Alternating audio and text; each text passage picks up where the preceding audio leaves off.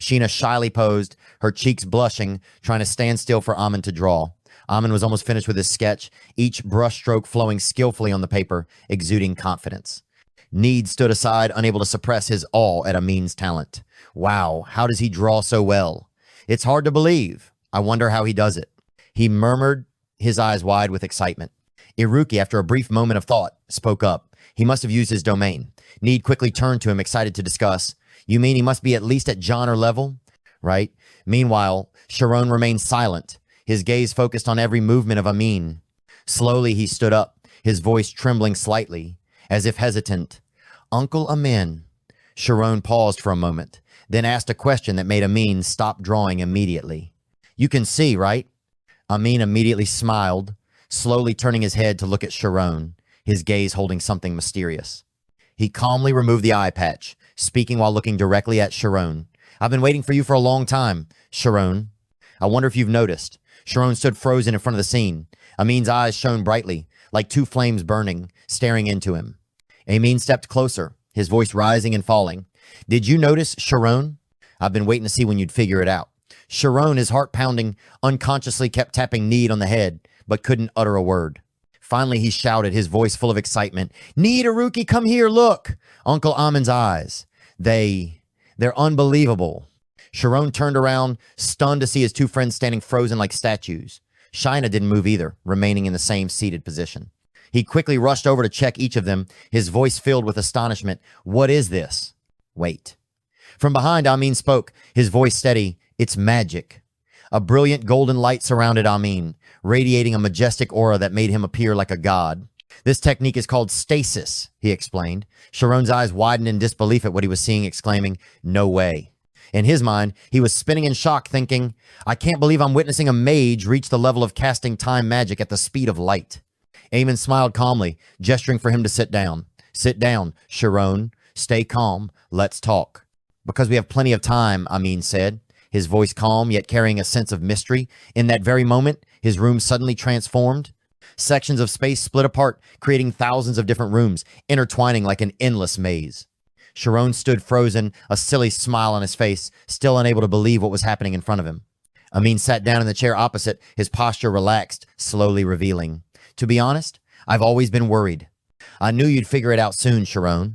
Shirone was startled, confused, and asked, You knew I would figure it out? Amin smiled, pointing to the white cloth that had once been wrapped around his eyes, explaining, Ordinary people receive light through their eyes and then recreate it into images. But my eyes, they are light themselves. Amin continued, his eyes shining brightly as he looked directly at Shirone. The moment I looked at you, I knew we were alike in one way. Shirone hesitated, his voice trembling, reasoning. Could it be? Before he could finish, Amin nodded, affirming, Exactly. He smiled kindly, revealing the power of immortality. Shirone's eyes widened in shock, utterly stunned. He hesitated, still trembling, and asked, Can I ask about the power of immortality? Amin, without hesitation, explained clearly, the power of immortality is the door to reincarnation. Those who open this door are called the key bearers. The light from Amin's eyes pierced through the white cloth, glowing as brightly as flames. Before Shirone, an image appeared, a lock bursting open, surrounded by a brilliant golden aura enveloping him. Shirone, you've opened that door, Amin said, his voice deep yet captivating. Before Shirone, a beam of emerald light appeared, sparkling and surrounded by a circle of mysterious power. The mind of a key-bearer flows into the endless realm. Amin continued, and from there they feel immense strength and liberation. Shirone listened intently, each word engraving itself into his mind. Noticing the tension briefly flicker across his face, Amin smiled reassuringly. Don't worry, Shirone. As long as you don't exceed your limits, your mind will remain intact. Shirone quickly replied, his voice tinged with excitement. Really? Actually, I've been dreaming about the universe every night. Amin was surprised, his eyes lighting up. The universe? Shirone nodded, but his voice suddenly became serious, revealing his concern. I'm not sure if this is good or bad, Uncle. I've hidden it from my friends, Shirone hesitated, his voice trembling slightly. But these supernatural sensations, it feels like I'm losing my mind. He paused, then continued, his eyes filled with worry, and it seems a bit dangerous too. Amin smiled, looking at Shirone with a warm gaze. I understand. He gestured reassuringly, his voice full of optimism. Magic has chosen you, Shirone. It is fond of you. Shirone was confused, not fully understanding. Amin continued to explain, his voice slow yet captivating. First of all, the symptoms you're experiencing are unavoidable. Before Shirone, an image appeared. He was floating in midair, surrounded by the vast universe, with thousands of sparkling stars. Amin spoke, guiding him. Where you've reached is the infinite realm of the universe. Anyone who faces reincarnation in such an overwhelming space would be afraid. That fear is the trigger, leading to enlightenment. The image of Shirone unlocking the universe appeared radiant. Amin continued, most key bearers will achieve mastery over space. But Shirone, the fear you're feeling isn't related to space. You've confronted something entirely different. He smiled, reassuring him once again, the moment you realize what it is, your worry will vanish. Hearing this, Shirone immediately became excited, his eyes lighting up as if he had just found a glimmer of hope. How can I know? Shirone asked, his eyes filled with curiosity and worry. Amin smiled kindly and replied, you will find your way, Shirone. I don't know exactly when. It could be soon, or it might take a lifetime to realize. His words made Shirone's mood drop, and he muttered, a lifetime. Amin immediately reassured him, his voice warm. But don't worry. Behind him, an image of Shirone's cosmic soul appeared, sparkling like a starry sky. It's already within you. Amin continued, you just haven't named it yet. Shirone pondered deeply, then asked, is it something that hasn't been unlocked? The universe exists, but it's inside me. I don't quite understand. Suddenly, he added, his voice a little hesitant. Or is it related to the light and the threads I've dreamed of? The statement made Amin stop, his eyes lighting up as if he had just realized something.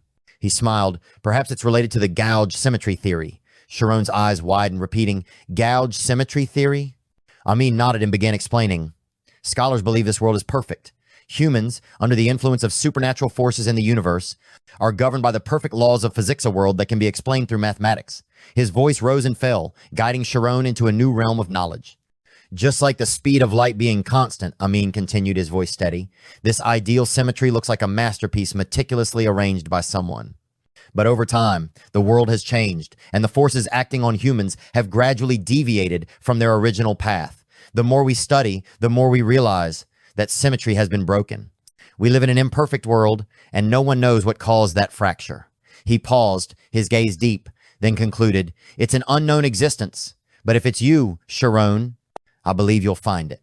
Shirone, encouraged by his words, awkwardly replied, thank you, uncle. He smiled, his eyes lighting up as if he had just realized something important. Thank you so much, Uncle Amin. I think I can do it. Shirone hesitated, his voice tinged with a bit of regret. I've followed the professor, but I'm really happy to have met you. Amin smiled, turned to look at Sheina, then said to Shirone, take care of Sheina. Amin smiled kindly, looking at Shirone and saying, she's more tender-hearted than you think. Shirone suddenly remembered something, quickly asking, why did you hide your ability, uncle? You could have told her. Amin bent down, his voice low and sad as he explained, Sheina has always worried about me because of her sense of guilt, but my eyes, they can't be healed. It's useless for her to waste her time on me. He hesitated for a moment as if something had crossed his mind. Also, I'm already married. Amin turned back and continued drawing. Shirone silently observed while he held the pen and reflected, I want Sheina to live her own life. Sheina sat still, posing for the painting, her cheeks flushed, exuding the grace of a noble woman from ancient times. Shirone sat there, reflecting on the conversation they had just had. Nearby, Need and Eriki chatted excitedly. He recalled Amin's words and smiled, as if silently agreeing, promise me, keep this secret. The painting of Sheina in her bright golden dress, like autumn leaves, was finally finished. Amin looked at her, his voice sincere. Thank you so much, Sheina. Thank you, Sheina, Amin said, his voice warm. Sheina smiled modestly, replying, it's nothing. We're close like family. She paused for a moment, then gently added, today is the last day. When you're settled somewhere else, I'll write to you. Amin nodded immediately without hesitation. Yes, I'll reply. He turned to Shirone, Need, and Eriki, giving them a reminder. Make sure to study well, kids. The three replied in unison, their faces bright. Thank you so much, uncle. Amin smiled and looked at Sheina. See you later. Sheina, feeling a bit reluctant, said in a soft voice, well, I'm going now. Suddenly, a bright voice rang out from afar. Darling, I'm back from shopping. Have you finished the drawing? The four of them, Sheina, Shirone, Need, and Erika, froze and turned to look. A girl appeared, radiant in appearance, and she was Amin's wife. She smiled cheerfully and called out, oh my, Miss Sheina, are you leaving already? Stay and have a meal with us. Shirone's eyes widened as he looked at the girl and then turned to Amin, muttering, Uncle Amin, your taste is really unique. The girl bent down, looking closely at Sheena's face, her voice curious. Why is your face so red? Darling, Miss Sheina doesn't look well. Sheina, flustered, couldn't get a word out. Need quickly interjected, breaking the awkward silence. Oh, come on. Sheina and the students hurriedly made their exit, with Need calling out, Sorry, we're busy. I'm leaving now. Amin could only wave, his voice short. Goodbye, Sheina. The red-haired girl stood behind, her sharp eyes following their every move. Once the group was out of sight, she turned to Amin, her tone sarcastic. I wonder if the higher-ups will believe this. Amin Quang Nhan, showing such an expression. Amin responded coldly, his voice emotionless. Stop whining. Just give the report. She immediately began, her tone smooth. We need to leave Chris for Kelpira. There are a lot of nuisances on the way, but compared to Amin Quang Nhan, they're nothing.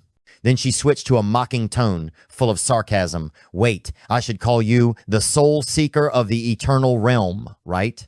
Amin quietly walked into the house, his voice low. I'll do exactly as agreed. Stop with that nonsense. The girl raised an eyebrow, still not letting go. May I ask? You haven't told Sheina yet, have you? The red-haired girl asked, her gaze sharp. Seeing Amin remain silent, she reminded him, her voice firm. Don't forget, the lives of those you love are at risk. Amin responded coldly, his tone sharp as a knife. Don't worry. Sheina knows nothing. Up ahead, Sheina walked silently, not saying a word. Need, worried, muttered, This is bad. Shirone turned to him, confused. What's wrong? Need explained, his voice filled with concern. At this rate, Sheena's mood is really bad. When we get back to the academy, we're definitely going to be punished for spying and breaking in. The research team will surely be disbanded. He suddenly called out loudly, Professor Sheina! Sheina stopped in her tracks and turned around. Need stepped forward, his voice playful, pleading, Can we eat before we head back? Iruki immediately chimed in, Yeah, we're starving. Shirone smiled kindly, adding, It's rare for us to go out. We have to eat something, don't we, Professor? Sheina looked at her three students, seeing their pitiful expressions, and her heart softened. She sighed, I guess you're right. You're so hungry and it's been a rough day. She quickly nodded, turning to walk on. All right, let's go. We'll eat until we're full. The three behind her, seeing their plan succeed, cheered in unison. Awesome! Need aimed for the final goal, to lift Sheena's spirits, to avoid punishment. Iruki, however, was focused solely on the meal, muttering, Tonight I'm going to order something really expensive. Only Shirone was paying attention to Sheina's emotions. He thought to himself, She's sad because she has to say goodbye to Uncle Amin. We need to encourage her. 2 hours later, as evening set in a restaurant in the city, Sheena's voice rang out, slightly tipsy, Give me more.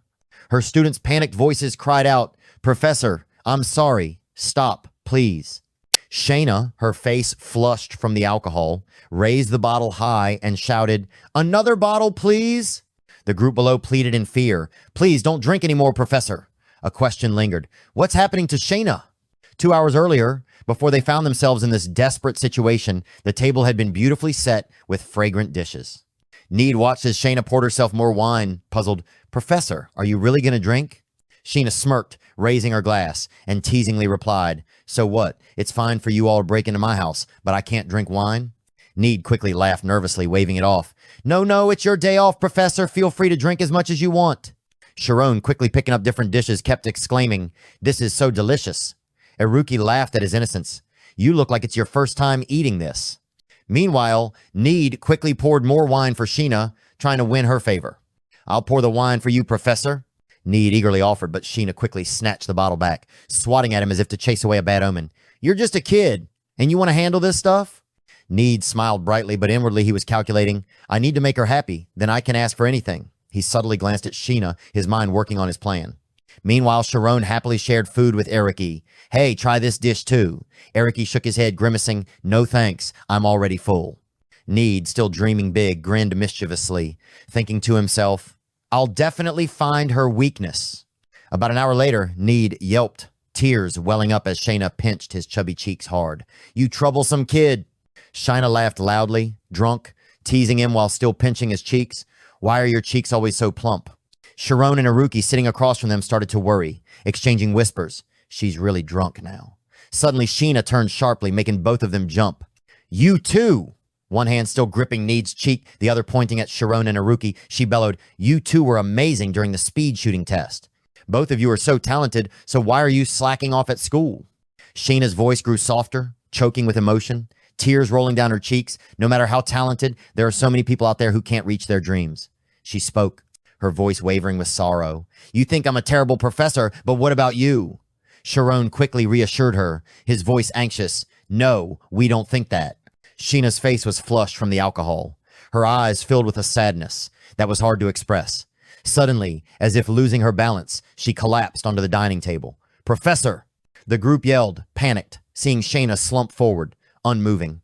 Iruki, casually picking his teeth, commented nonchalantly, the meal's over, we're stuffed. The three of them looked at their teacher, sharing the same thought. She's still not awake. Need, still chewing, anxiously said, what do we do now? She hasn't even paid for the meal. Shirone hurried over, gently shaking Sheina, calling out frantically, Professor, wake up, Professor. At that moment, a man spoke up, his voice accompanied by a sly grin. Oh my, this young lady is completely drunk. Do you need me to take her back in my carriage?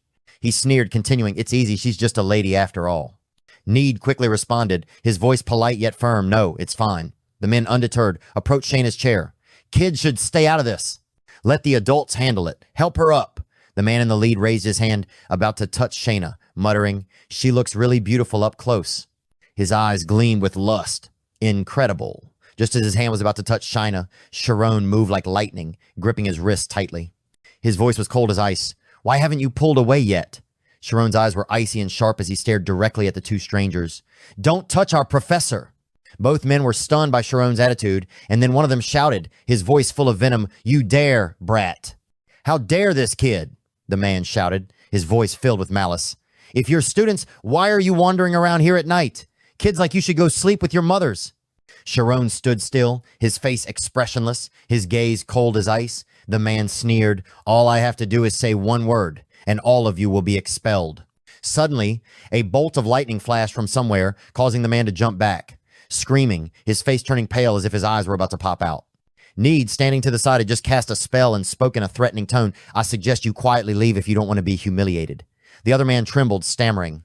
Thursday? That's magic. The first man panicked, whispered, don't tell me they're from the Amphis Academy of Magic. He thought to himself, his heart pounding, if that's the case, this is beyond my reach. Just then, a calm yet cold voice rang out. Administrative Officer of Chris, Siver Douglas. The man turned around stunned to see his wallet in Eriki's hand. My wallet, when did you take it? The man screamed, his face pale with shock. Iruki remained calm, flipping through the wallet's contents, and asked, are you someone with authority? He tossed the wallet toward the man, sneering, if you want to expel these kids, come find Mekaden Iruki. I'll be happy to deal with it. The wallet flew straight and hit the man in the face, leaving him stunned. The man stammered, his voice trembling, Mekaden? The image of a powerful Mekaden, with terrifying strength and a renowned history, flashed through his mind. A first-class noble, a family of royal advisors for 3 generations. Is it really that Mekaden? Both men were horrified, quickly turning and fleeing, muttering, we should never have messed with them. What's the point of flaunting your power like that? Need watched them run and then turned to Eriki, puzzled. Why did you mention the family? I thought you didn't like it. Iruki sighed, explaining, only scumbags care about relationships. Let's go. The food was great, but now my mood is ruined. Behind them, Sheina was still heavily drunk, slumped on the table, her lips curving into a dreamy smile. Need, eyes gleaming, quickly snapped a photo. He held up the freshly printed photo, spinning around, thrilled as if he'd struck gold. Look at this. A perfectionist professor, drunk and dozing off like this. Shock news. Iruki, holding the camera, nodded in approval. You took the photo? Not bad. Need grinned widely, laughing. Our group just escaped being disbanded. Meanwhile, Shirone, sweating profusely, whispered, you guys. On his back, Sheina lay motionless, as heavy as a block of meat. Why do I have to carry Sheina? Need laughed slyly, teasing. What's wrong? Jealous of you. Eriki chimed in nonchalantly. You're the strongest out of the 3 of us. The sight of Shirone helplessly carrying Sheina on his back, weighed down by her drunken state, made Need burst into laughter. But after just a few steps, Need was already panting, I'm gonna die. Iruki, weaker than him, mocked. Thought you were strong? I'd be flying by now. Iruki approached, whispering to Shirone, try using the diagram. Shirone looked confused. Is it just as simple as wanting to use it? Iruki explained, you can only use the diagram once you activate your domain. Need suddenly jumped in, as if he just remembered, that's right, the kingdom also has magic swordsmen. Iruki patted Shirone's shoulder, encouraging, I knew you had talent. Shirone's eyes lit up, excited. Really, I want to learn. Iruki nodded and guided. First, close your eyes and focus on yourself. He gently directed, I'll ask a few guiding questions. Just follow my voice. Shirone nodded seriously. Okay. He shut his eyes, sinking into a deep mental space, thinking to himself, I need to feel myself first. Reflect deeply. In the stillness, Iruki's voice echoed. Can you hear me? Breathe deeply. Slow your breathing. Iruki stood behind him, his voice mysterious. Listen carefully and answer. Where did your first kiss with Senior Amy happen? Shirone's eyes snapped open in disbelief at the prank. Need clutched his stomach, laughing loudly. Ha ha! That's hilarious. Shirone got tricked. The night sky was a deep purple, dotted with a crescent moon and twinkling stars, beautiful like a painting. The three of them walked across the bridge, and Shirone spoke as they walked. Hey, stop using her weaknesses to ask for things. Need pouted, dissatisfied. Why not? We worked hard to get it. Shirone spoke softly, seriously. You know Professor Sheina? Today, she must have had a tiring and sad day. Sheina was still asleep on Shirone's back, her breathing steady. Iruki spoke up, his voice deep. Professor, she just wants us to avoid the pain she went through. Need fell silent, avoiding the gaze of his two friends. He scratched his head, then sighed, making up his mind. All right, but the former president entrusted the group to me. If the group falls apart, then Need grumbled. But in the end, he threw the photo into the river. The photo sank, blending into the flowing water. Well, everything will probably be fine, he murmured. The three of them exchanged looks, their eyes resolute, and in unison, they said, That's right, just do our best, awesome. Suddenly, Sheina sat up, her voice booming and startling the students. What's that supposed to mean? Shirone, flustered, stammered, Professor, are you awake? Sheina quickly replied, her tone apologetic. Sorry to trouble you all, I apologize. She swiftly put on her jacket, calmly stating, I will keep your secret. The three of them were confused, replying in unison, Huh? Seeing that the students didn't understand, Sheina explained, What I mean is, I won't punish you. Got it? The three of them blinked, then cheered. Really? Sheina pointed at the three of them, her voice stern like a professor giving an assignment. And I'm giving you 1 month. Show me some interesting magic. If you truly care about your research group, then use that confidence to persuade the academy. Sheina spoke with passion. I want you all to achieve what you truly desire. Her powerful declaration filled Shirone with inspiration, and he softly spoke. Professor. Need, standing to the side, responded immediately moved. Yes. He stepped forward to Sheina, making up his mind. Whether we have to present or not, we'll prove the value of our research group with confidence and pride. Iruki also eagerly chimed in, We've got to use our intellect and make it count. Sheina smiled, encouraging them. Go for it, you troublesome students. Need excitedly replied, Just don't be too amazed. Standing before this scene, Shirone smiled in satisfaction, thinking to himself, Everything is still the same. Nothing has changed. He smiled happily, feeling lighthearted. But I feel so much better. The four of them continued walking across the bridge. At this point, the students finally turned to Sheina, starting to ask questions out of curiosity. Professor, when did you wake up? Need asked curiously. A mage who gets knocked out by just a few drops of alcohol? The question made Sheina hesitate, her face turning bright red. What? Wait a minute. A few days later, at the Amphis Academy of Magic, beneath the vast blue sky dotted with fluffy white clouds, the atmosphere began to buzz with excitement. Whispers and murmurs rose all around. What's this? A research presentation? A large poster on the bulletin board drew a crowd of students stopping in their tracks. Since when did Senior Shirone join this group and Senior Iruki too? Everyone gathered around, puzzled by the unfamiliar name of the research group. But what is spiritual science? The poster, printed in mysterious gray, with images evoking a sense of the unknown, accompanied by bold lettering that piqued everyone's curiosity. Spiritual Science Research Group. The terrifying truth about Amphis Academy of Magic. Outside the castle, questions rang out. Senior Shirone and Iruki really joined? Is this really an academic presentation? A question rang out through the crowd. Rewinding time 10 days earlier at a place called Istus.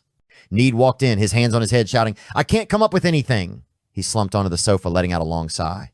On the table in front of him, piles of cards were scattered around. Across from him, Iruki was lying on the chair, sighing in frustration. Next to them, Shirone slouched on the couch, looking dejected, unsure of what to do.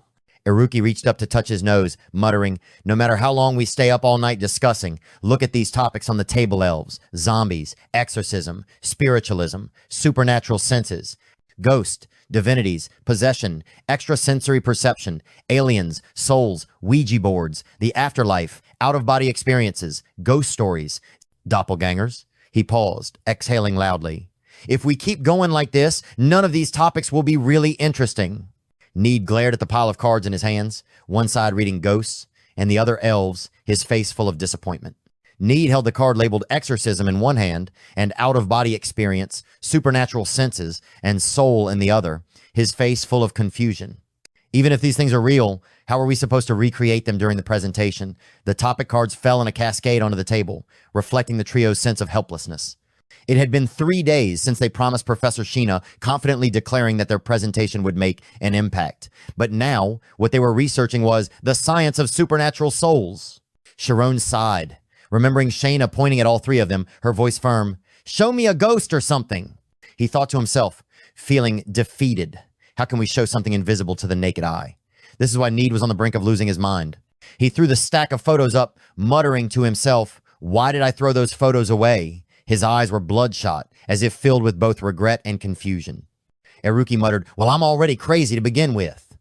Shirone, our main character, yawned deeply, rubbing his eyes. "I can't do this anymore." He turned to Need, about to continue. "Need, about this." But as he glanced over, he suddenly froze, his mouth clamping shut. Shirone jumped, yelling in surprise when he saw a translucent image of Need standing there, grinning widely at him. Shirone fell backward off his chair, tumbling to the ground. Need from behind chuckled with amusement. "How's that? Maybe we can fool him like this, say it's a ghost." Iruki, still lounging with his legs crossed on the chair, responded nonchalantly. "That's just a flash shadow." Shirone, struggling to get his chair back up, his voice still trembling. "It looked at me, Need. It scared me to death," Iruki sighed, glancing over. "A mage getting tricked by that?" Need innocently laughed. "What? But it fooled Shirone." Iruki raised an eyebrow, asking, "If it only fooled you for 2 seconds, does that count as being fooled?" Shirone, hearing that, was stunned, then jumped up, clenching his fists and shouting, "No need to verify." He emphasized once again, "We don't need verification." Need chuckled. "Right? So let's go find Sheina's weakness." Iruki, resting his chin in his hand, pondered. "No, I think he's onto something." Shirone turned to Need, explaining, "It's not that I was scared because I was tricked, Need. It's that a deep fear inside me was triggered." Need looked surprised. "Explain more." Shirone became serious. "Instead of trying to convince them with evidence, we should evoke that feeling, the hidden fear within everyone." "We'll evoke the hidden fear within them," Shirone said, his eyes lighting up. Iruki nodded, as if he had just had an epiphany. "Hung Tu, you mean we need to change our strategy? Instead of trying to prove something for them to believe, we make them believe first, then provide the evidence." Shirone nodded in agreement. "Exactly. It's a psychological approach." Need, completely ecstatic, grabbed Shirone's face and shook it, shouting, You're the one who will save our group." Shirone grimaced, pushing Need's hands away, shouting back, "You haven't showered in 3 days." Iruki, resting his chin in his hand, pondered. An inverse concept. Very clever. He then pointed at Need's shadow, continuing, "But the problem is, if we use a creepy magic trick like this, superstitious people probably won't believe it either." "Can you make it move more dramatically?" Iruki challenged. Need, who was being pushed away by Shirone's grimace due to his terrible smell, immediately responded, "Of course." He raised both hands, magic starting to spark. "If I use the shadow flash like this repeatedly," Need shouted, "watch this." A loud boom echoed, and a series of shadows with Need's expression appeared, flickering rapidly. Need, completely hyped up, jumped and sang, "If I throw out 24 per second, I could create a super realistic animation." Shirone and Iruki stared at Need, who hadn't slept in 3 days, now jumping around as if possessed. Shirone sighed, turning away in frustration. "No, we can't use this method." Iruki, resting his chin in his hand, suddenly asked, "Could we make a machine?" Need stopped jumping, scratching his head in confusion. "I did think of that, but there's one problem," he began illustrating. "I could program a machine to project images. For example, someone walks into the forest, suddenly sees a ghost and screams, 'Ah, a ghost.' But if someone doesn't react, they'll calmly think, 'What's this?' It's just fake." Shirone nodded in agreement. "You're right. I was shocked because your shadow was staring straight at me." Suddenly, a hand shot up, accompanied by Iruki's confident voice, "Well, I can solve that problem." Both of them jumped, speaking in unison. "You can do that, Iruki? How?" Iruki pointed to the sky, calmly saying, "You just need to predict their reaction." "We'll use the theory of complex systems," Iruki declared. Shirone repeated, his eyes lighting up. "Predicting reactions. Keep going." An image of Shirone's daily routine appeared as an illustration. Iruki continued, "After analyzing people's reaction habits, we can program it. For example, if we predict Shirone will look to the left, a ghost will appear to the left, staring directly at him. When Shirone gets scared and runs, the system will give 2 options. Chase him or continue staring? Shirone's eyes widened, exclaiming, "You can actually do that?" Iruki nodded. "The habits of people at the academy are quite similar. Need can do it, but we'll need a lot of data," he elaborated further, "and a massive amount of memory too. But more importantly, we need a way to transmit the entire program to all the machines," Iruki emphasized. Need pondered for a moment. "My lightning energy isn't strong enough." Suddenly his eyes lit up as if he had just come up with an idea. "That's it. Shirone, you can use a photon, right?" Shirone was startled, then nodded. "Yeah, I can use photons." He recalled what Professor Sheina had once said, "In the ivory tower, where the most advanced magic is stored. Photons are predicted to revolutionize the way information is transmitted," Shirone confirmed. "That's right. Professor Sheina said we can use them as intermediaries to transmit information." Need, excited, nearly jumped for joy. "Exactly, we can do this," Iruki chimed in, his voice full of excitement. "We can create the perfect ghost." "But just scaring them with a ghost isn't enough," Iruki said, turning to Shirone. "You have another plan, right?" Shirone nodded, hesitating slightly.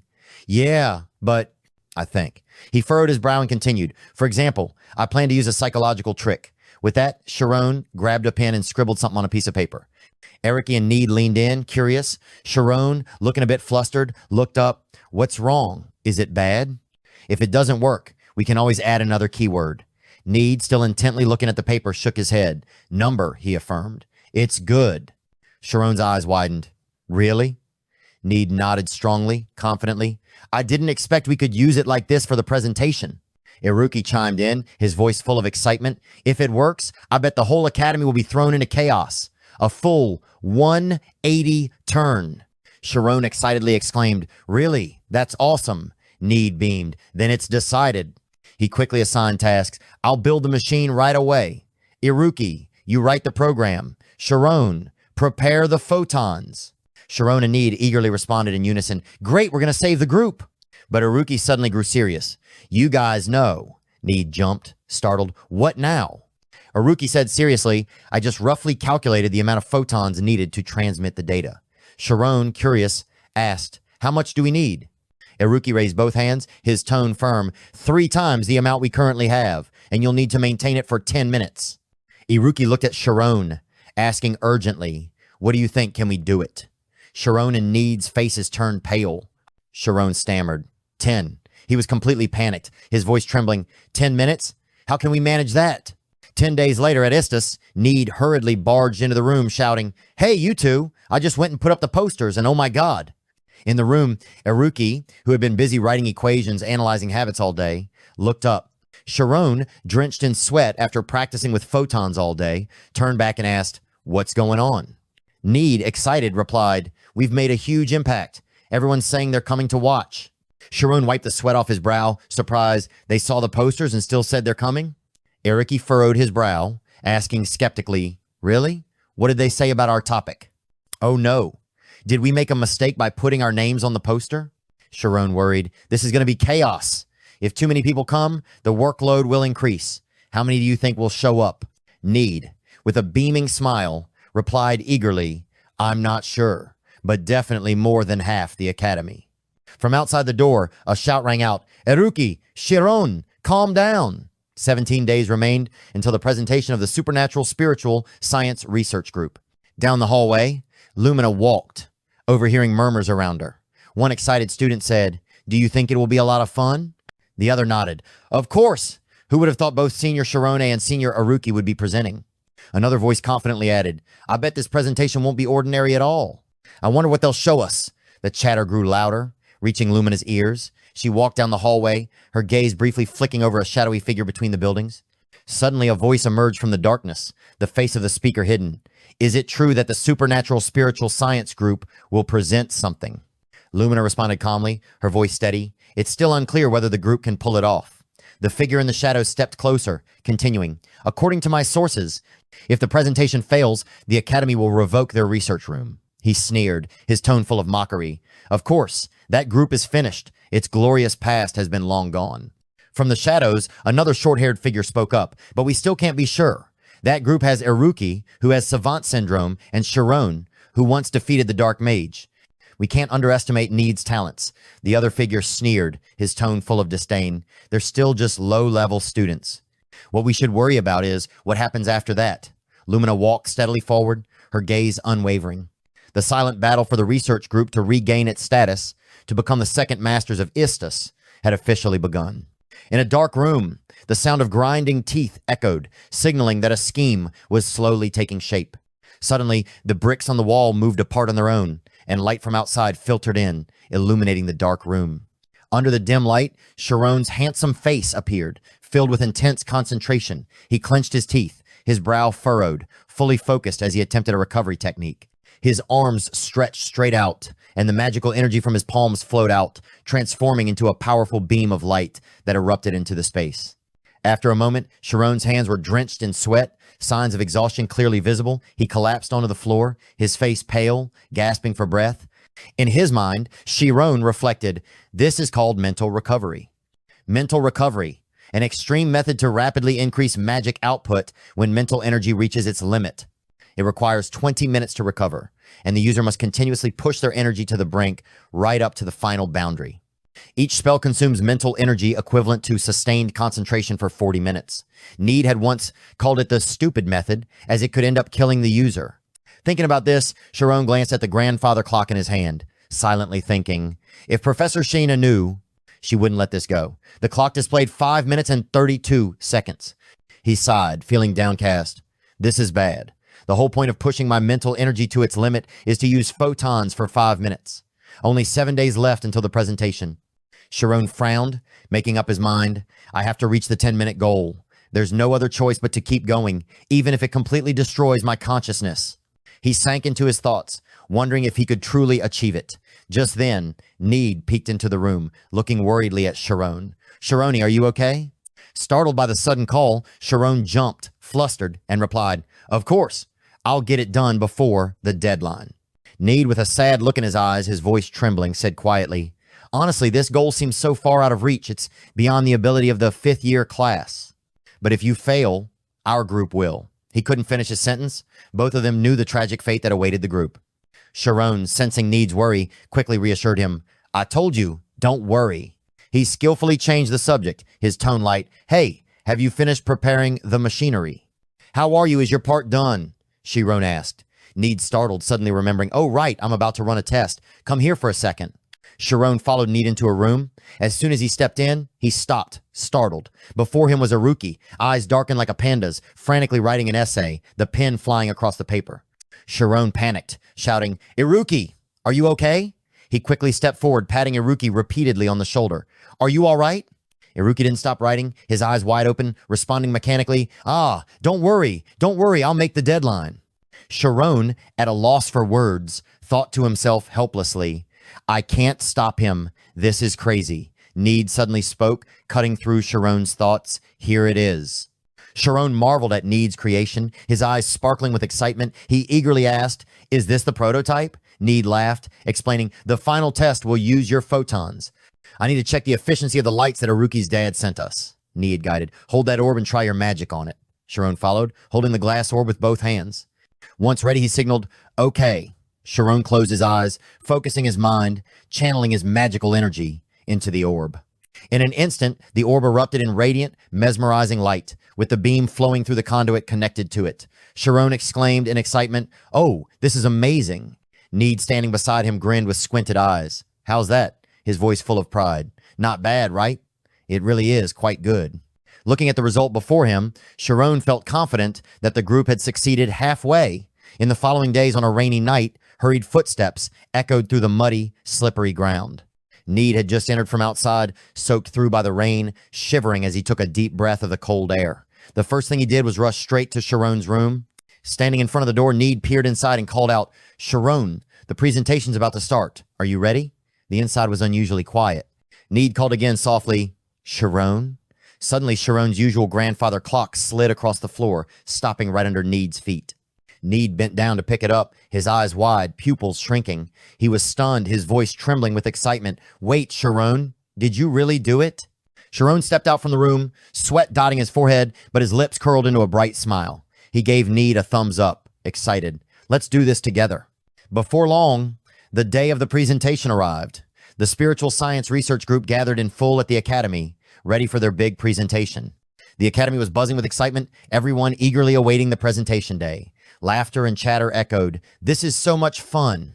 The surrounding booths were just as lively, with a loud voice calling out, "If you're getting food, please line up." A waitress holding a tray of drinks cheerfully announced, "Here's the academy's famous peach juice." Amidst the crowd, a pink-haired female student excitedly handed out flyers, constantly calling, "Take a flyer." Just then, heavy footsteps echoed, accompanied by a gruff, dry voice. There's an event today?" It was Slider Mark, the student who had been suspended for 2 months. He looked irritated and uncomfortable. "Why are there so many people here?" The pink-haired student stepped forward and shoved a flyer into Mark's hand. "Take a flyer and line up to wait." Mark awkwardly took it, muttering, Thanks." Holding the flyer, he grumbled, "What's this? A flyer that looks like something a kid drew."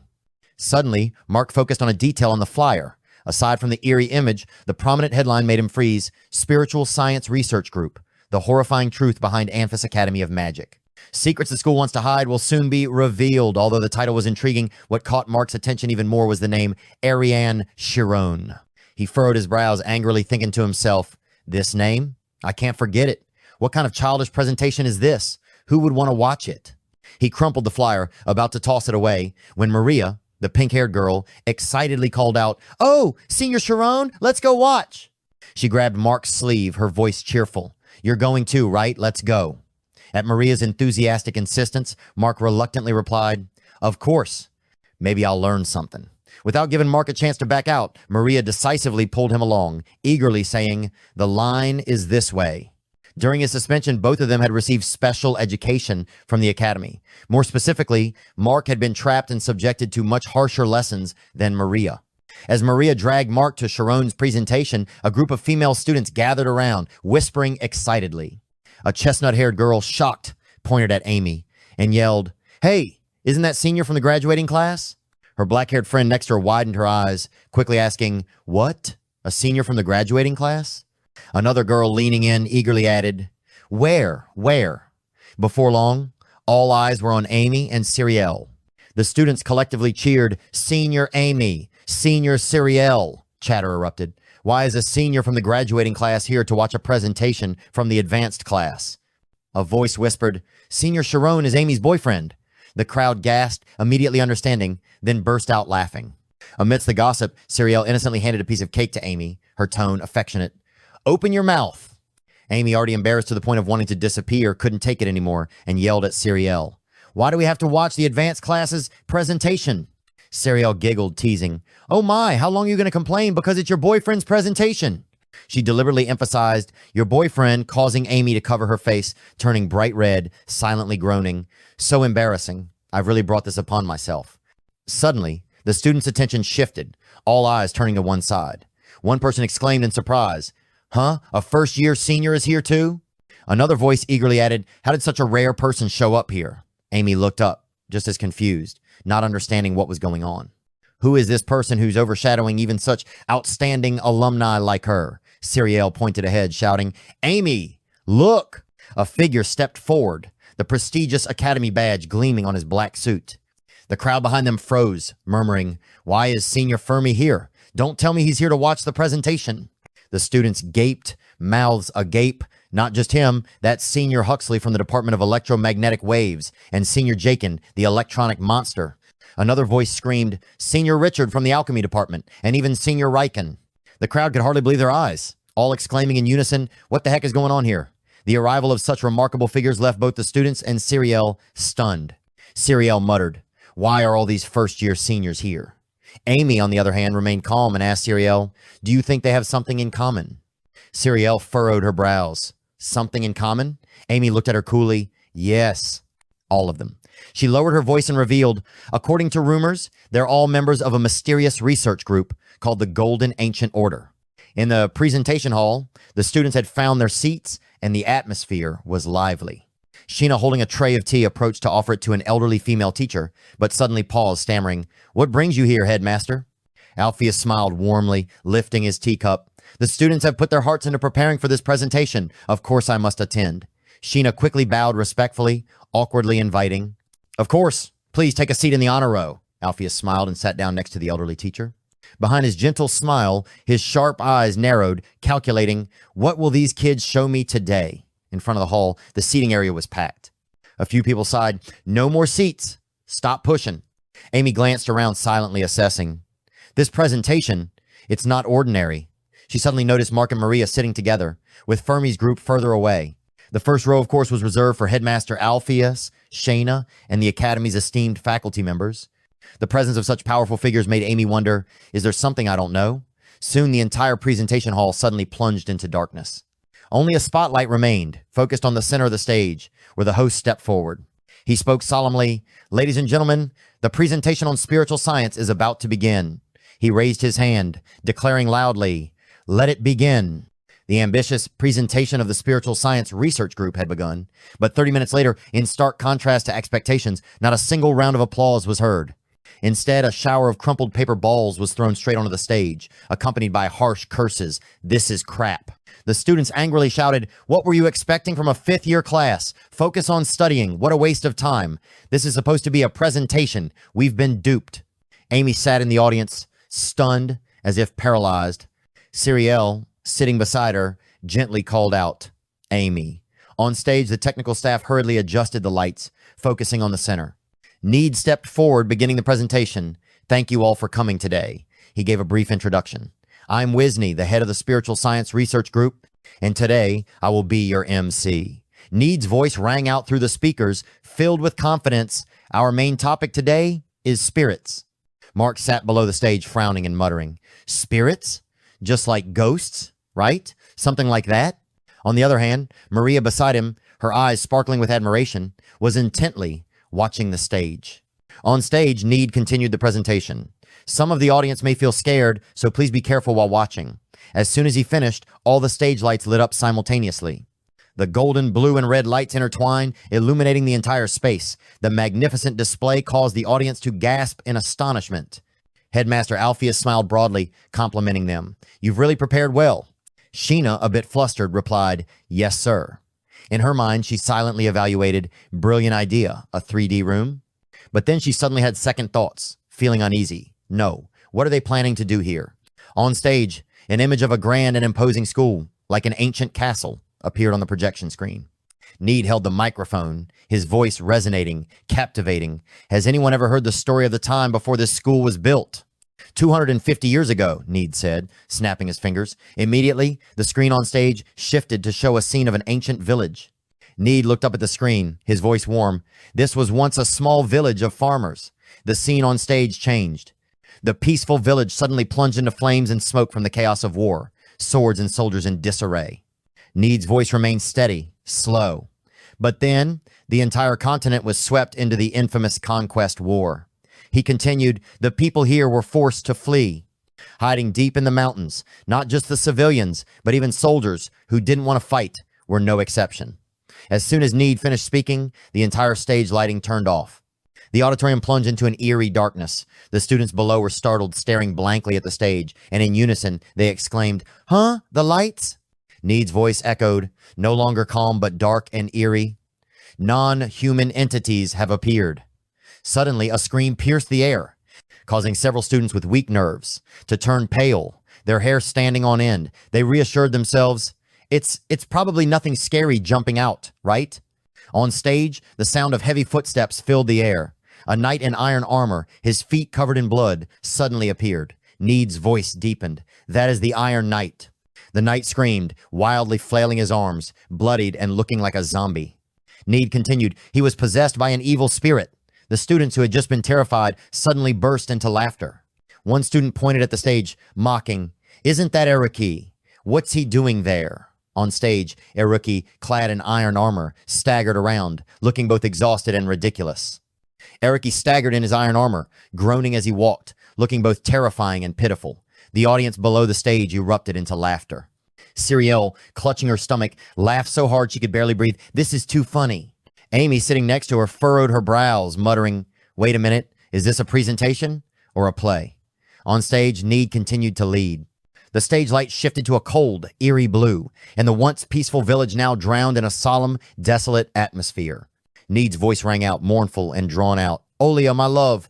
Olia, where are you? Damn it! I came here to escape the war, but I lost you, the most precious person in my life."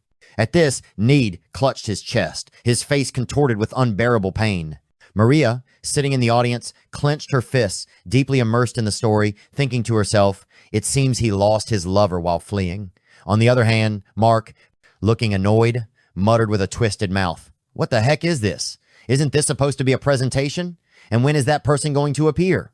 Just then, Shirone's voice rang out, causing Mark to nearly choke on his saliva. Noah, are you here? At the sound of Noah from Shirone, all eyes in the auditorium turned toward him.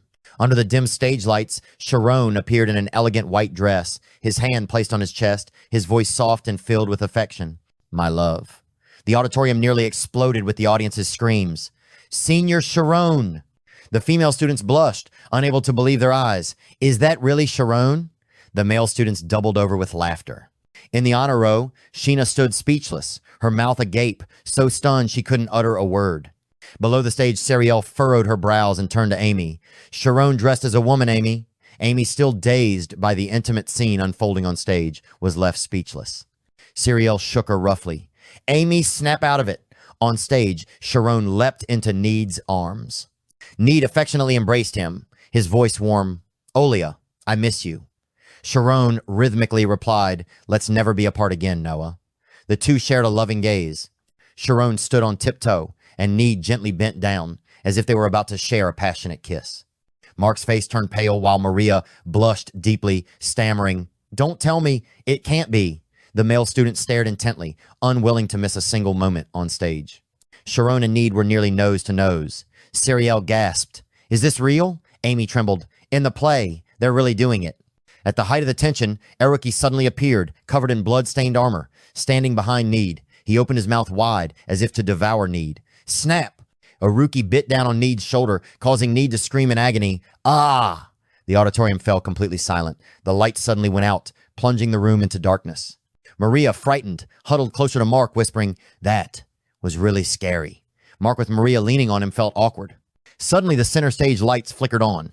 Need, holding an ancient book, raised it high, his voice calm. This story comes from an old diary, found during the research into the history of the Academy, just 1 month ago.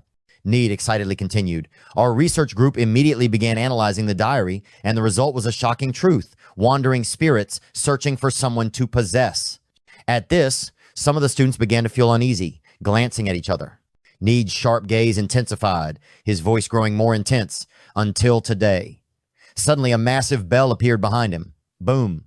The deep sound of the bell echoed, causing the audience to jump and exclaim, huh? That bell? Isn't that the midnight bell? It's not even 7 o'clock yet. Need stood on stage, his voice eerie. At midnight, when the light completely vanishes, yes, at midnight, the evil spirits will appear. Maria, frightened, huddled closer to her seat, while Mark maintained a scornful expression, muttering in disdain.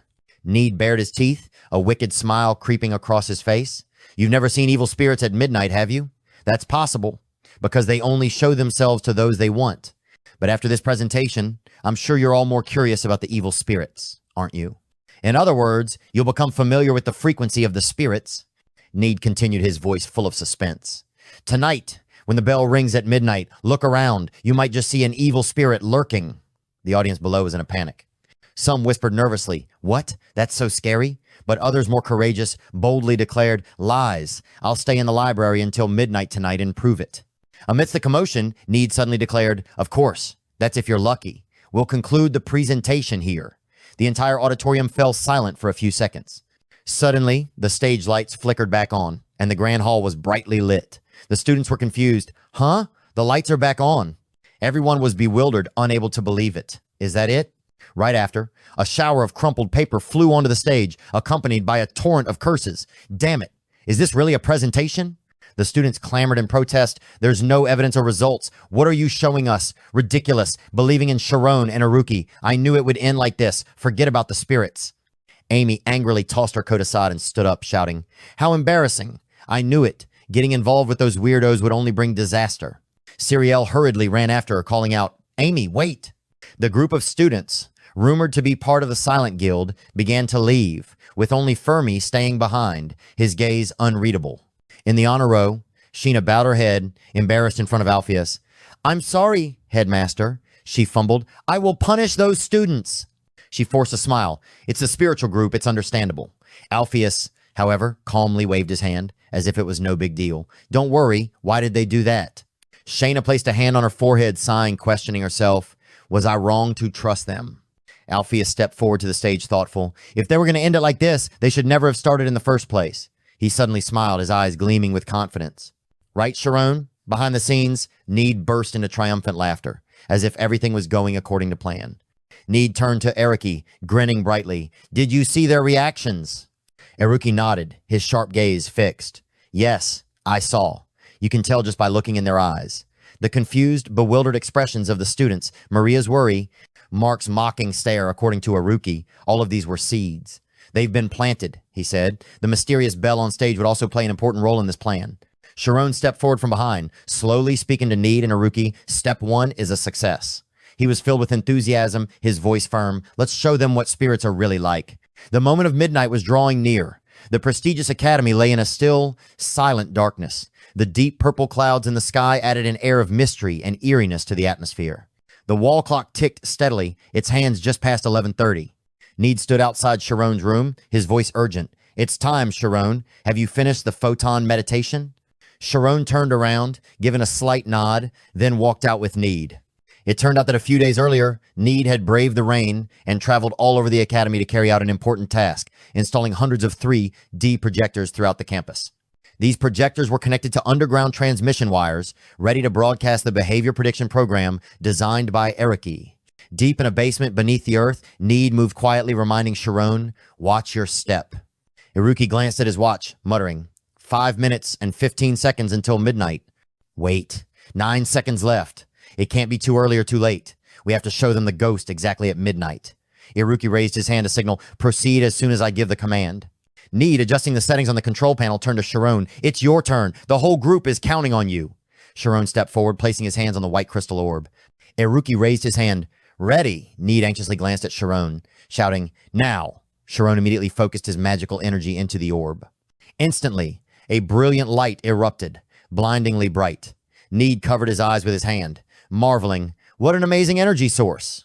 Eruki couldn't help but be impressed. Has he really improved his magical power this much in just a month? Need cheered, excited. Just as expected, Shirone. But Shirone didn't show any sign of joy. He furrowed his brow and muttered, this feels strange. It's like I'm pouring water into a bottomless bowl. Hearing Shirone's words, Need jumped in shock, shouting, what? Don't say things like that. He rushed to the control panel, panicking. What? What's wrong with this? Eruki, worried, asked. What's happening? Need, with a miserable look, said, the output energy. It's not increasing. The clock's stuck at 18%. Eruki was horrified. How could this happen? Can you fix it? Need, frantic, replied, I don't know. My calculations were perfect. What the heck is going on?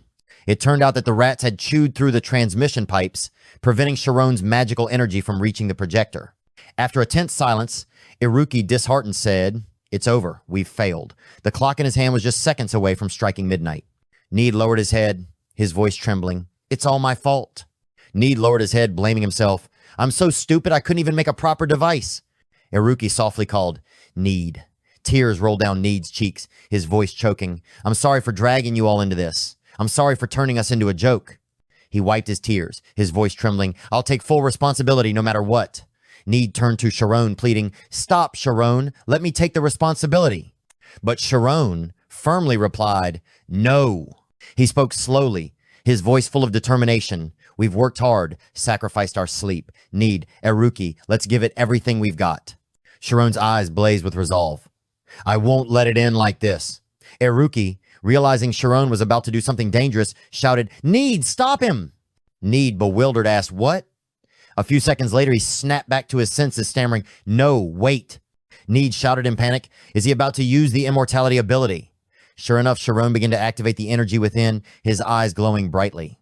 He was submerged in an infinite spiral dimension. Eruki and Need desperately opposed. Shirone, stop, don't continue. Eruki lost his patience, shaking Shirone violently. Damn it, why won't you stop? Need grabbed Shirone's hand, which was holding the crystal orb, pulling it desperately, crying out in anguish. Please stop, you'll disappear. Tears streamed down Need's face as he choked out. We can leave the research group. I don't want to lose you. Shirone softly called out, Need. His expression was eerily calm. I'm no longer afraid. A bolt of blue lightning flashed through Shirone's subconscious, brilliant and mysterious. A terrifying power surged within Shirone, consuming his entire body. It was so intense that he couldn't bear it. Shirone gritted his teeth, a painful groan escaping through his clenched jaws. He recalled Amin's words, I won't disappear. Shirone screamed in agony, his body beginning to disintegrate into shimmering particles of dust. He whispered to himself, I must remember. Beautiful memories flashed before his eyes like a fast-forwarded film. The moment he ran into his parents' arms, Reina and Rian's radiant smiles. The first time he met Amin and Siriel. The days spent with Need and Aruki, and the eyes of Headmaster Alpheus filled with trust. The moments of reunion with Amin, the countless life and death battles, and the relentless effort for this moment everything reminded Shirone of who he truly was.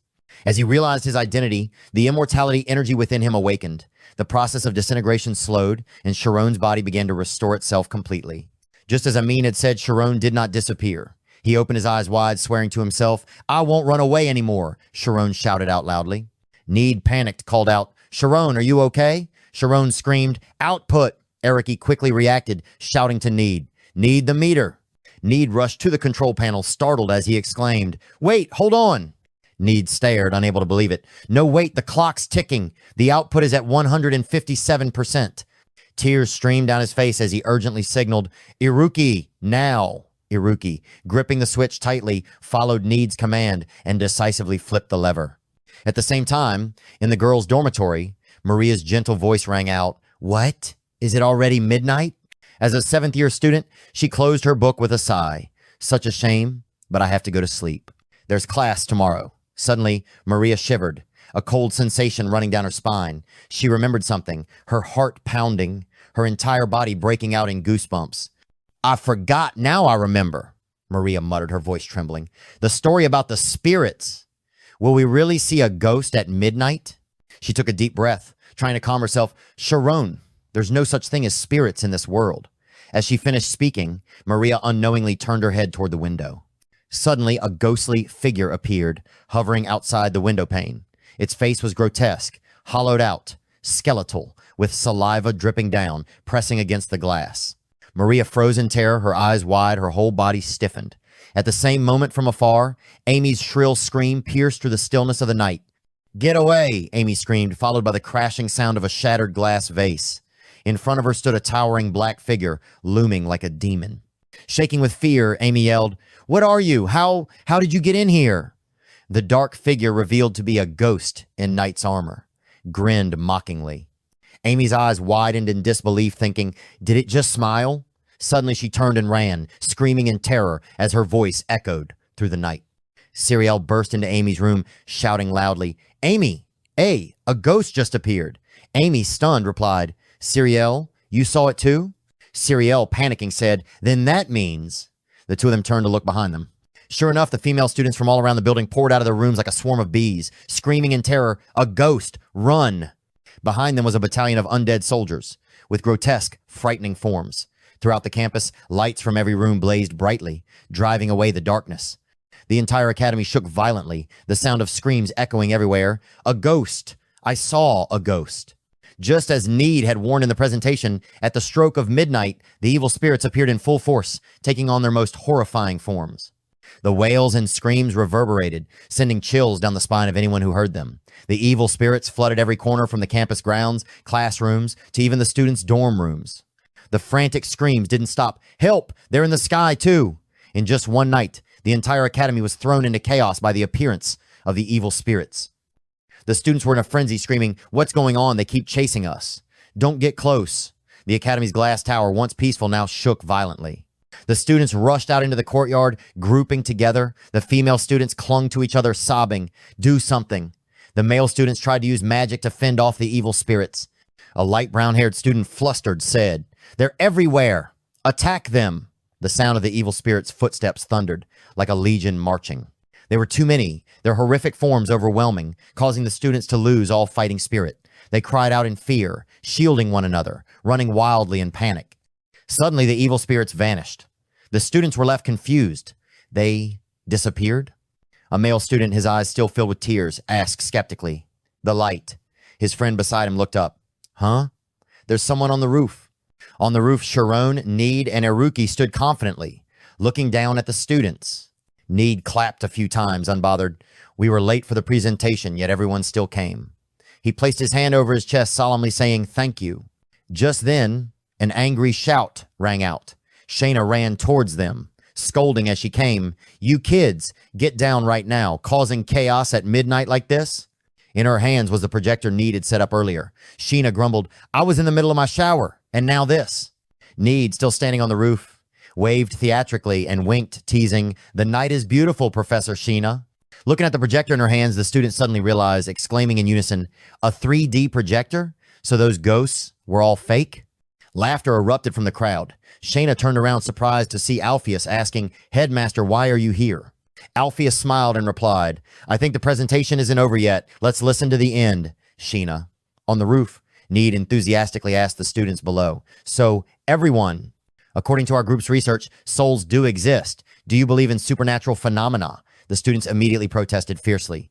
A light brown-haired male student led the charge, shouting, "Are those frauds still talking? What do you mean exist? It's all fake." Using tricks even a 3-year-old could pull off. But as he said tricks, he suddenly stopped, sensing something was off. Two female students behind him whispered, "But how did they do it?" The male student quickly turned around and whispered back, "What? They used 3D magic, obviously." The female students were still unconvinced, explaining, "This is strange. How can the 3D projections move differently like that?" The entire campus immediately buzzed with excitement. Students turned to debate fervently. "From the moment I knew it was fake, I suspected it, but I still don't get it. They must be using projections from a machine, but how could they do it all over the campus like this? They'd need an enormous amount of data and energy." Alpheus channeled his magical energy, creating a whimsical ghost, and asked with a smile, "Well, what do you think? Can you explain the trick of these kids, Professor?" Sheina forced a smile, adjusting her glasses, and pondered, "Their prank is quite sophisticated." On the roof, Shirone stood behind Need, a subtle smile on his face, thinking to himself, "What a magician values most is intelligence. They can't control their curiosity. They're drawn in just as the ancient texts have concluded." Below in the courtyard, the male students who had mocked Need's group were now furious. A light brown-haired male student trembled, his forehead veins bulging. "We were tricked by a 5th year. This is so frustrating, but I still don't know what mechanism they used." Even though Need's group's performance was impressive, Sheina was still not convinced. She frowned and turned to Alpheus. "Their tricks are clever, but it's not enough for us to approve their research group." Alpheus just smiled and didn't respond. Alpheus calmly said to Sheina, "Actually, this trick is not important." His words left Sheina confused, unsure of his meaning. Meanwhile, the students continued to criticize Need's group. "It's all fake. There's no such thing as a soul." The most agitated male student with light brown hair pointed toward Need, shouting, "What does a fake soul have to do with supernatural research?" Need laughed. "Oh, you still don't believe in supernatural research?" The students responded in unison. "Of course not. What we saw earlier was just a trick." Need replied slowly, "Then let me ask you, why are you here?" The question left the crowd stunned. "What?" Need continued, "What are you afraid of, running from something if souls or ghosts aren't real?" The students hesitated. "We." Amy and Siriel also remained silent. Need narrowed his eyes, his voice slow but sharp. "Your emotions right now are the core of the supernatural research group." He hit them directly. "All of you those who don't believe in souls. As soon as you saw the ghost, you were afraid, because deep down, you already had the seed of doubt that souls or spirits might exist."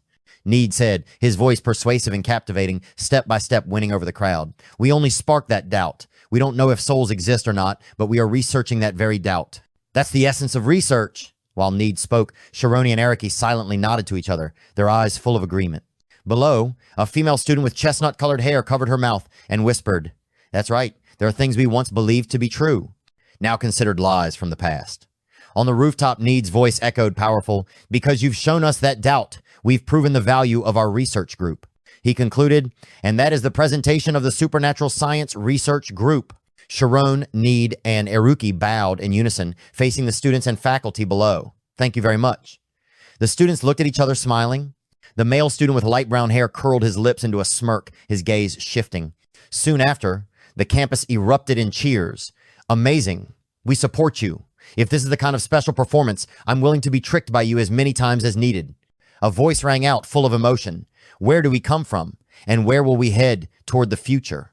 Someone is exploring doubt, revealing what the eye cannot see. What do the professors think? Alpheus asked, smiling.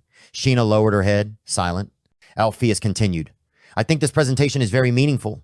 Thad, standing beside him, respectfully said, I have no objections, headmaster. Sheina sighed. I understand now. She stood upright, solemnly declaring, the professors have decided to acknowledge the presentation of the Supernatural Science Research Group. The three need Eriki. And Shirone couldn't hide their excitement and shouted, so, does that mean... But Sheina suddenly fumed, veins bulging, yelling loudly. Instead, you three are suspended for 3 days, you idiots. Despite the suspension, Need, Iruki, and Shirone hugged each other, bursting with joy. We did it! We succeeded! Below in the courtyard, the students cheered. Congratulations! Keep going! Seeing herself ignored, Sheina, furious, shouted. Did you hear what the professor said? I said, you're suspended. Maria turned to Mark, excited. Wow, Senior Shirone is truly... Mark immediately responded, cool. His eyes sparkled with admiration. Senior Shirone is a genius.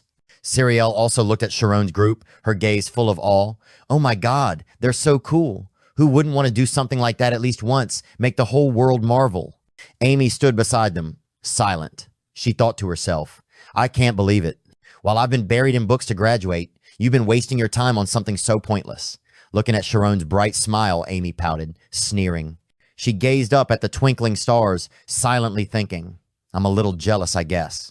In a hidden corner, a few people in black, with shady faces, were angry at Shirone's group's success. One of them clicked his tongue, the skinny camel is bigger than the horse. These graduates let a bunch of fifth-year kids beat them, one of them grumbled. Another, arms crossed in frustration, muttered, forget about taking Istus. My ant language research group admits defeat. One of the others interrupted. They're just fifth-year students. Don't tell me you're planning to back out. The ant language researcher grew furious. What's wrong with that? But they'll be graduating soon. A third, speaking in a high-pitched, almost feminine voice, covered his mouth and mocked. If you don't want to clash with them next year, you'd better graduate this year. The ant researcher trembled in anger. You better keep your group of doll collectors quiet. Losing his temper, he turned and confronted the group. And you, the hide-and-seek game research group. Fermi, who had been silently watching with his arms crossed, suddenly spoke, his voice cold and authoritative, carrying the weight of a leader. Enough. Stop it. We don't want to attract attention. He smirked, his words dripping with malice. By gathering like this, we're only harming ourselves. Let's wait for the right opportunity.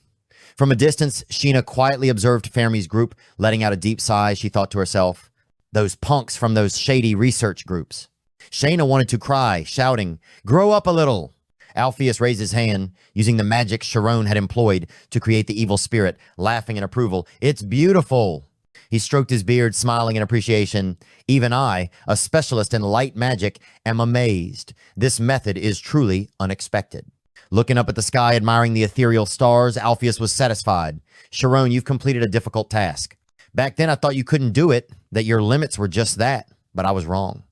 He looked down at the relic in his hand, whispering, in the future, you might be strong enough to fulfill my dream. With that, Alpheus gripped the relic tightly. On the grass, Shirone lay back, smiling brightly. This is so much fun. Need, sitting next to him, lightly tapped his shoulder, worried. But are you really okay? Is everything normal? Shirone laughed, reassuring him. I'm fine. Iruki sat up, mocking. You're crazy. Who would risk their life for something like this? Shirone just chuckled. Iruki glanced at him and added, but you're still the best. Need jumped up, agreeing with Iruki. You're right. If Shirone hadn't used his innate abilities, we wouldn't have succeeded. But risking our lives for this is truly insane. Iruki laid back down, laughing loudly. It was all just luck, really. Thinking about how Shirone almost disappeared using his immortality power, Iruki emphasized. But you're still a crazy guy. Shirone, hearing his friends praise him nonstop, blushed and stammered. Why do you guys keep praising me? You're both geniuses too. Iruki, predicting the behavior of the entire academy like you did is amazing. Iruki, flustered, turned his gaze elsewhere. Shirone turned to Need. And Need, creating all those machines. That was just the beginning. Need, his face as red as a tomato, felt embarrassed. The three of them felt their faces burning with embarrassment, awkwardly shifting. Iruki awkwardly said, Oh, so you do know how to be modest? Need, flustered, replied, You guys are making me so embarrassed. Shirone reached out, as if wanting to touch the twinkling stars in the sky, and shared, For me, I want to reach higher, just like those stars. His eyes shone with faith and hope. Iruki looked up at the sky, murmuring, So, it's starting? I've played enough, but maybe it's time to think about a serious career? Need jumped up excited. Yeah, that sounds great. The three of us should graduate together. After we graduate and step into society, there will definitely be a bunch of interesting things waiting for us. Shirone furrowed his brow, muttering, the society out there. Iruki sat up straight, smiling brightly. Sounds great. Isn't it time for us to live confidently and freely? Need raised his hand, declaring loudly, promise me, we'll go all the way. Shirone placed his hand on Need's, resolutely saying, yeah, we'll become the strongest. Iruki, the last to place his hand, whispered, but what will we use as a symbol for this promise? Need shrugged nonchalantly. Who knows? Whatever we see, we'll use that. Suddenly, Need had an idea, pointing to the brightest star in the sky and shouting, long live supernatural science. Iruki immediately joined in. Don't give up, my three sheep. Shirone raised his hand, full of enthusiasm. Let's graduate together.